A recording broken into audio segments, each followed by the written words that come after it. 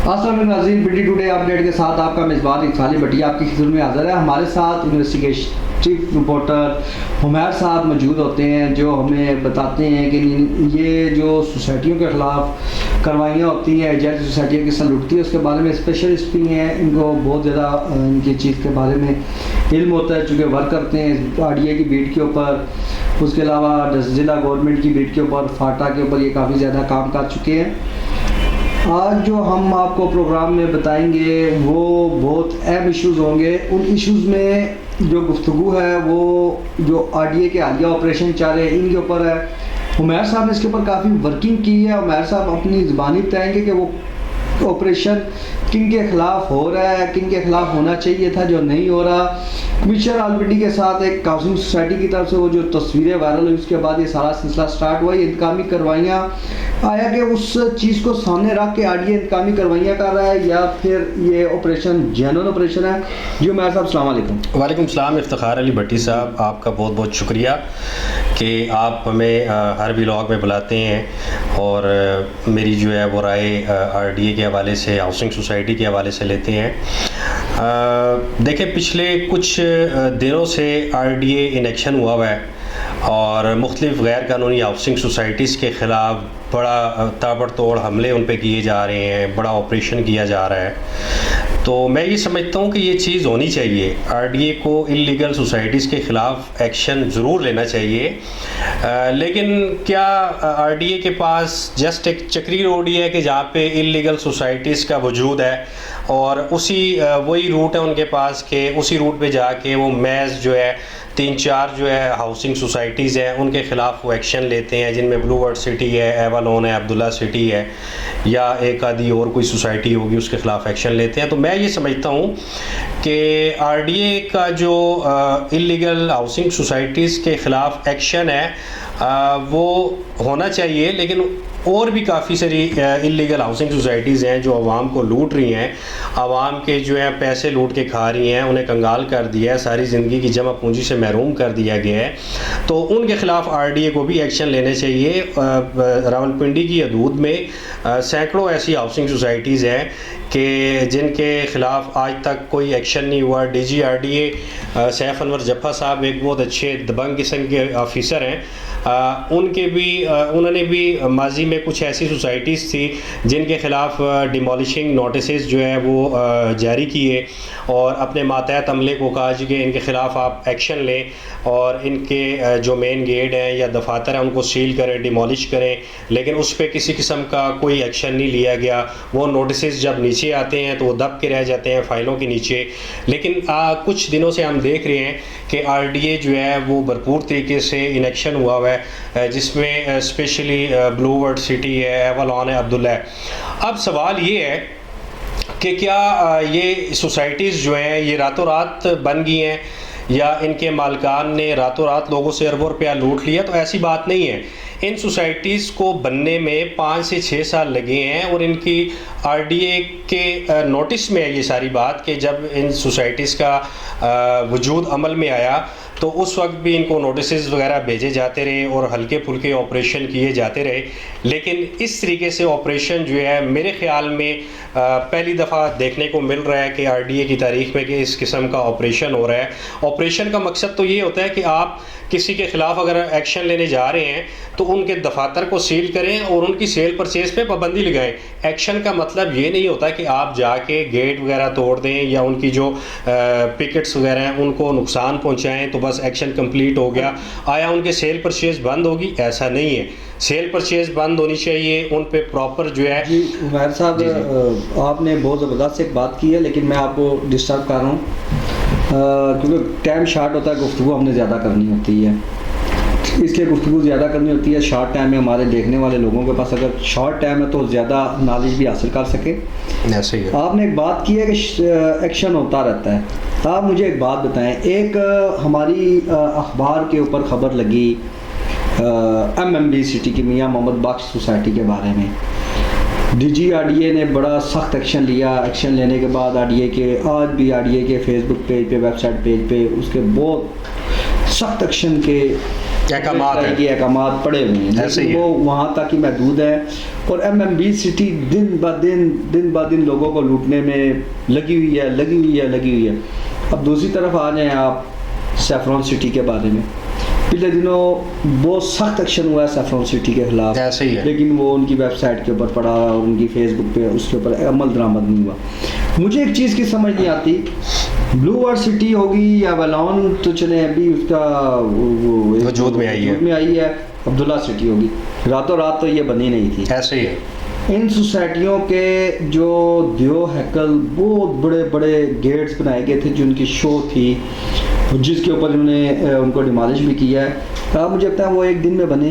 ऐसा नहीं है, एक बिल्कुल ऐसा 5 नहीं है। मरले का मकान जब कोई आदमी अपना बनाता है तो उसको महकमे के चक्कर लगाने पड़ जाते हैं। बिल्कुल ऐसे ही है। फिरता है वो बेचारा जलील होता है, पैसे देता है, जो भी करता है वो नक्शा बनवाता है तो उसका काम होता है। वापडा मीटर नहीं लगाता, सहूलियात नहीं मिलती, यहाँ पर ट्रांसफार्मर लग गए। ऐसे ही है। यहाँ पर आप देखें अपना बहुत बड़े बड़े दरवाजे बन गए। वहाँ पर आप देखें बड़े बड़े हमारे कौमी हीरोज़ है, क्रिकेटर हैं, उनके एडवर्टाइजमेंट कर रहे हैं, उनकी वो स्पोक्स पर्सन बने हुए हैं। इतने बड़ा कुछ होने के बावजूद RDA के अंदर ये जो बैठे हुए लोग तनख्वाहें ले रहे हैं, अपनी कुर्सियों पे बैठे हुए हैं, ये क्या कर रहे हैं? मुझे आज तक इनकी समझ नहीं आई। मुझे लग रहा है, आपको एक बात बताऊं, आज मैं वैसे सोसाइटियों के ख़िलाफ़ काम करता हूँ, जेल सोसाइटियों को मैं बहुत ज़्यादा ख़िलाफ़ हूँ, लेकिन मुझे लग रहा है कि ये जो ब्लू वर्ल्ड सोसाइटी के ख़िलाफ़ आज की ये जो करवाई हैं, ये इंतकामी करवाई हैं। इस वजह से उन ब्लू वर्ल्ड सोसाइटी के मालिकान के जहन में भी एक वो बहुत बड़ी, वो कहते हैं जब इंसान का दिमाग ख़राब होता है तो वैसे ही ख़राब हो जाता है कि हमारा निजी TV चैनल है, हम मीडिया के ज़हन को दबाव डाल लेंगे, या हम इलेक्शन लड़ रहे हैं तो उसका सियासी आ जाएगा, या पैसे के ज़ोर पे। ये चीज़ें नहीं होती। RDA को चाहिए, जब उसने उस टाइम ब्लू वर्ल्ड को सपोर्ट करके यहाँ तक पहुँचाया, RDA ही जैली सोसाइटियाँ बनाने का मास्टरमाइंड वहीं पे बैठे हुए हैं। मैं नामों को बेनकाब करूं तो बड़े बड़े लोग यहाँ पे नंगे हो जाएंगे RDA के। बिल्कुल आप ठीक फिर कह रहे हैं। तकलीफें शुरू हो जाती हैं, फिर सिफारिशें शुरू हो जाती हैं। हमारे बहुत ज़्यादा जनरल भाई आ जाते हैं, कुछ कहते हैं यार मैं शराजी हूँ, मैं नियाजी हूँ, मैं शाह हूँ, मैं चौधरी हूँ, मैं मलक हूँ। इस किस्म के लोग आते हैं, सिफारिशें करते हैं, यार ना करो यार, हमारे तलक वाले तंग ना करें, इनको काम करने दें। मुझे समझ नहीं आती इनको क्या काम करने दें। लोगों को लूटने के लिए ये मास्टरमाइंड जो करते हैं, मुझे लगता है ब्लू वर्ल्ड सोसाइटी की फैल RDA में नहीं पड़ी रही है, काफ़ी अर्सा पड़ी तो रही है। आपने प्रूव क्यों नहीं किया? उन्होंने आपको डॉक्यूमेंटेशन दी है, जब वो वहाँ से एक गाड़ी आई थी नोटों की भरी हुई, जिसका चक्री रोड पे एक्सीडेंट भी हो गया था। नंबर मुझे पता है, गाड़ी का ड्राइवर कौन था मुझे पता है, पैसा कहाँ पे आया, पैकेट कहाँ पे तकसीम हुए।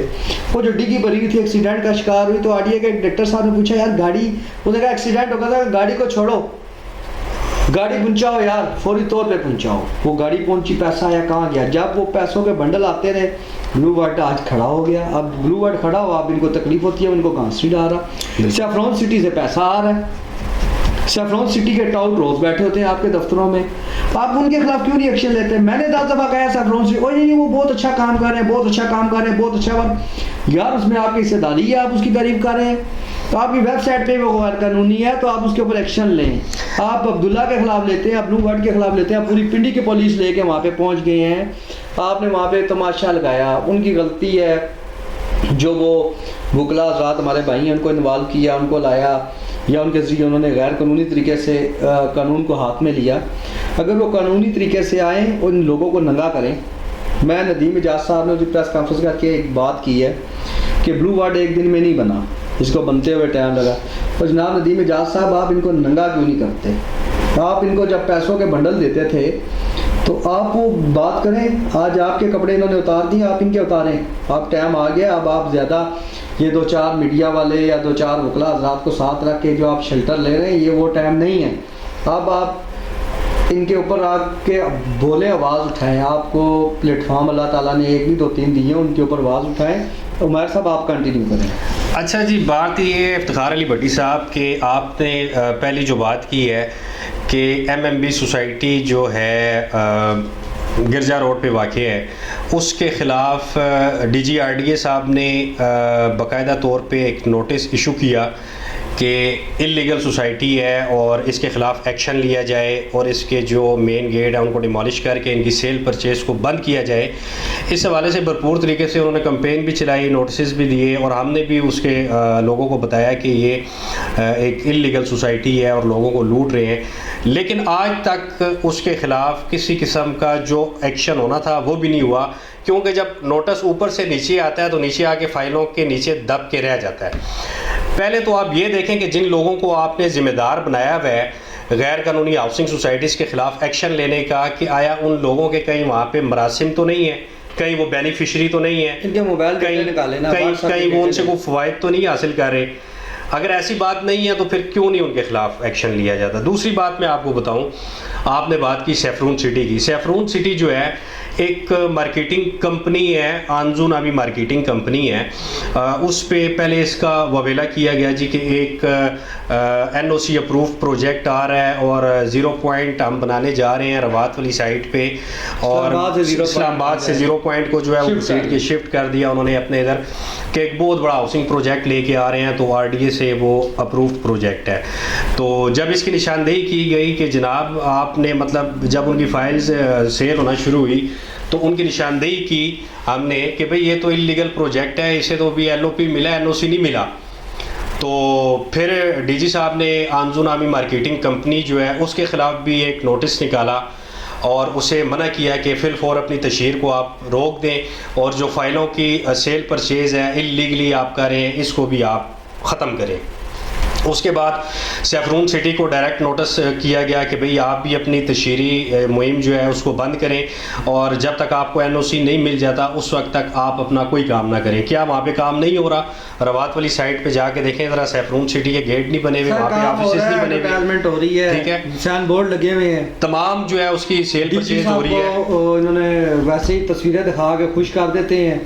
कल मैंने अभी कुछ वो हमारे सोशल मीडिया पेजों के ऊपर और कुछ इंतज़ामिया की तरफ से जो हमें आती है रिलीज़ें, उसमें ना मैंने DG साहब की तस्वीरें देखी हैं ब्लू वार्ड ऑपरेशन के बाद, बहुत परेशान नज़र आए हैं वो।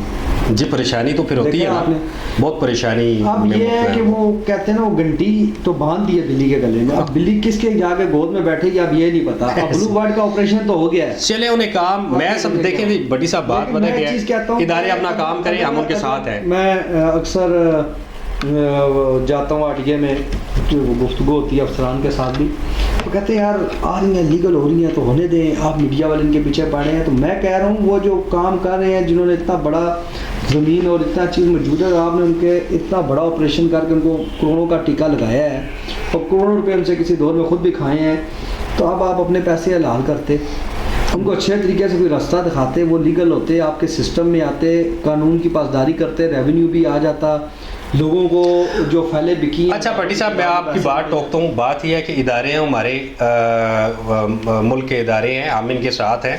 अगर ये कोई अच्छा काम करेंगे तो हम इनको अप्रिशिएट भी करते हैं, हम इन्हें। लेकिन कहने का मकसद ये है कि आपकी बात बिल्कुल ठीक है कि जो इलीगल सोसाइटीज़ हैं उनके खिलाफ एक्शन होना चाहिए, और मैं ये समझता हूँ बहुत से 350 से प्लस है। अच्छा, मैं ये समझता हूँ कि बहुत सारी हाउसिंग सोसाइटीज़ ऐसी हैं कि जिन्होंने अपने डॉक्यूमेंट्स जो हैं वो RDA में जमा कराए हुए हैं, अपनी फाइल्स जमा कराई हुई हैं, और वो इस चीज़ के ख्वाहा हैं कि उन्हें NOC मिले और वो अपना बिजनेस करें। आगे ही पहले ही मुल्की मईशत जो है वो काफ़ी कमज़ोर हुई हुई है, रियल स्टेट सेक्टर जो है वो भी काफ़ी तनज़्ज़ुली का शिकार है। तो जिन लोगों ने फ़ाइल्स अपनी जमा करवाई हुई हैं, जिन भी हाउसिंग सोसाइटीज़ के मालकान ने फ़ाइल्स अपनी जमा कराई हुई हैं, तो उन्हें NOC मिलना चाहिए ताकि वो अपना काम करें, अपना कारोबार करें। उस एक सोसाइटी से 1000 ख़ानदान का रोज़गार वाबस्ता होता है। हम चाहते हैं कि मुल्की मईशत जो है मुस्तहकम हो और कारोबार जो है वो फले फूले, रियल स्टेट सेक्टर जो है वो दिन दुगनी रात चौगनी तरक्की करे। लेकिन खुदारा जो महकमे में बैठे हुए हैं लोग, अफसरान बैठे हुए हैं, उन्हें भी चाहिए कि आप सबसे पहले मुल्क का सोचें, अपनी मुल्की मईशत की मुस्तहकम होगी तो हम मुस्तहकम होंगे। जो लोग आपके पास फाइल्स जमा कराते हैं आप उन्हें प्रोसीजर में लेके जाएं, और जो भी प्रोसीजर है उसको कंप्लीट करके आप उन्हें काम करने की इजाज़त दें, NOC दें आप उन्हें। जी उमर साहब, बिल्कुल आपने अच्छी बातें की हैं। मेरे ख्याल में अब वक्त वो आ गया है जिस तरीके से हमारी पाक आर्मी एक्टिव है, हमारी अदलिया एक्टिव है, हमारे इदारे एक्टिव हैं, मुख्तलिफ शोबा जहाद में उन्होंने ऑपरेशंस किए हैं, जैसे डॉलर स्मगलिंग, मंशा, फलां जल्द सोसाइटियों के खिलाफ भी शिकंजा टैट होना चाहिए था, बिल्कुल ऐसे ही जो अब हुआ है। लेकिन मैं कहता हूँ उनके खिलाफ भी हो जो आरडीए के शेल्टर के नीचे काम कर रही हैं, जिनके में इनके अफसरान मुलविस हैं। डीजी साहब को चाहिए वो एक ऐसी जेएटी बनाए, एक ऐसी अपनी खुफिया टीम बनाए जो सोशल मीडिया के ऊपर बैठकर वर्किंग करे, और सोशल मीडिया से 80% सोसाइटियाँ पकड़ी जा सकती हैं। ऐसे ही है। नहीं, उन्होंने की है। मैं आपको बता दूं कि अब ये तकरीबन 4-5 दिन पहले डीजी साहब ने यूट्यूबर्स जो हैं, बड़ी नामी गिरामी यूट्यूबर्स जो हैं, वो नोटिस हुए हैं, उन्हें किए हैं यूट्यूबर्स को कि आप गैर कानूनी, जी जो छोटी छोटी सोसाइटियाँ हैं जिनके पास ज़मीनें नहीं हैं लेकिन वो लोगों से पैसा सदराज से खा रहे हैं, मार्केटिंग सोशल मीडिया पे करते हैं, लोगों को घेरते हैं, इनके ख़िलाफ़ हो रवात रोड, चकवाल रोड, उसके अलावा गिरजा रोड वाली MMB, आप चकवाल रोड पे जाएं, शाहीन जिसके खिलाफ FIR खारिज हुई, ऐसे ही ठीक है, उसके पास ज़मीन नहीं है। उसके अलावा आप चले जाएं सैफरॉन रवात में वाक़ है। ये मैं वो बड़े नामों का बात कर रहा हूँ जिन्होंने लोगों को अरबों रुपये का टीका लगा के अभी वीवो और वीगो डालों में फिर रहे हैं, वीएटो में फिर रहे हैं, जिन लोगों ने पैसा दिया उनके पाँव में जूती नहीं है। डीजी साहब, कमिश्नर रावलपिंडी साहब, जैकल चट्टा साहब, आप मेरे पसंदीदा शख्सियत हैं, मैंने आपकी कार्रवाइयाँ देखी हैं, आपके साथ मेरी टीम ने वर्क किया है, कोई नूर टीवी की टीम ने किया है, पिंडी टुडे की टीम ने किया है। उस टाइम भी देखा कि आप सुबह 6 बजे भी उठकर आपने को रोडों पे देखा कि आप काम करते नज़र आते हैं, और मुझे पता है अगर आपके जहन में जैसी सोसाइटियाँ आ गई हैं आप काम करेंगे, लेकिन आपसे गुजारिश है कि अपने ऑपरेशन को मुतनाज़ा मत बनाएं, अपने ऑपरेशन को एक ऐसा ऑपरेशन बनाएं जिसमें देखने वाले सुनने वाले यही कहें कि कमिश्नर साहब ने सबके खिलाफ बराबर कार्रवाई की है। रियासत इंसान की माँ ही बाप होती है, इसी तरह आप पिंडी डिवीजन के ऊपर रियासत की हैसियत रखते हैं।